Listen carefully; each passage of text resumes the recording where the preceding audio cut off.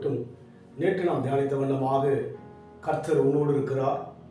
ஆறுகளை கடக்கும்பொழுது அவைகள் உண்மையில் புரளுவதில்லை என்று சொல்லி நம்மை எதுவும் மேற்கொள்ளாது என்று சொல்லி நாம் நேற்று தியானித்தோம்.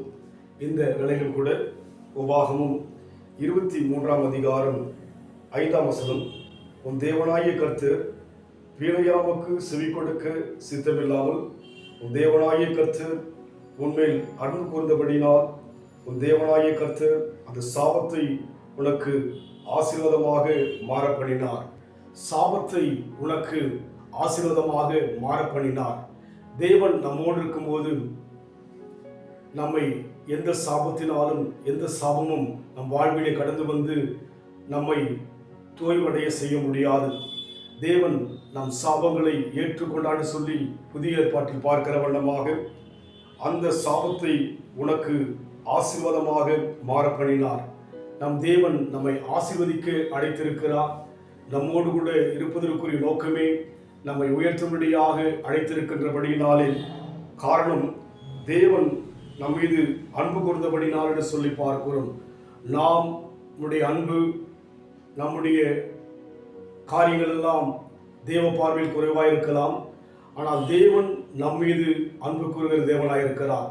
இவ்வளவாய் உலகத்தில் அன்பு கூர்ந்தார் என்று சொல்லி நாம் இயேசு கிறிஸ்துவை குறித்து சுவிசேஷ புத்தகத்தில் சொல்லப்படுகிற வண்ணமாக நம் தேவன் நம்மேல் அன்பு கூர்ந்தபடியினாலே சாபத்தை ஆசீர்வாதமாக மாற்றுகிறவர். பிழையாம் ஒரு பெரிய தீர்க்கதரிசி, தேவனுடைய வார்த்தையை கொண்டவன். அவனுடைய வார்த்தை மூலமாக அற்புதங்கள் நடக்கும் என்று ஜனங்கள் நம்பின காலம் அது.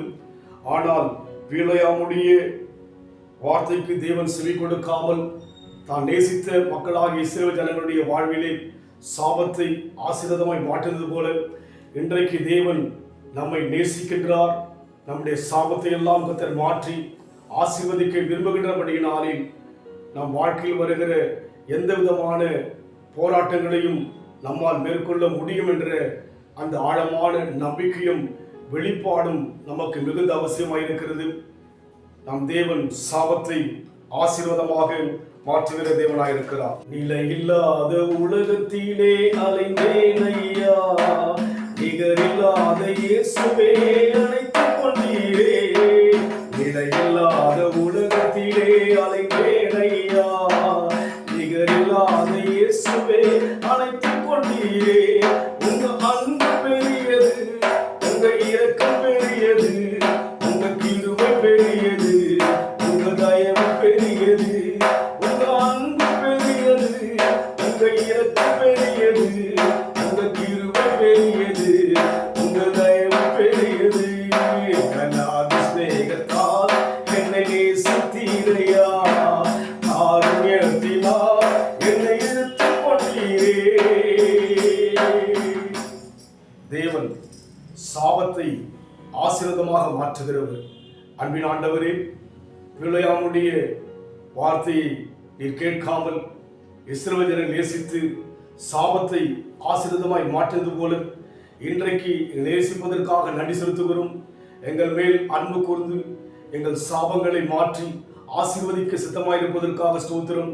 நான் உன்னை ஆசீர்வதிக்கவே ஆசீர்வதித்து உன்னை பெருகவே பெருகப்படும் சொன்ன வார்த்தைக்காக நன்றி செலுத்துகிறோம்.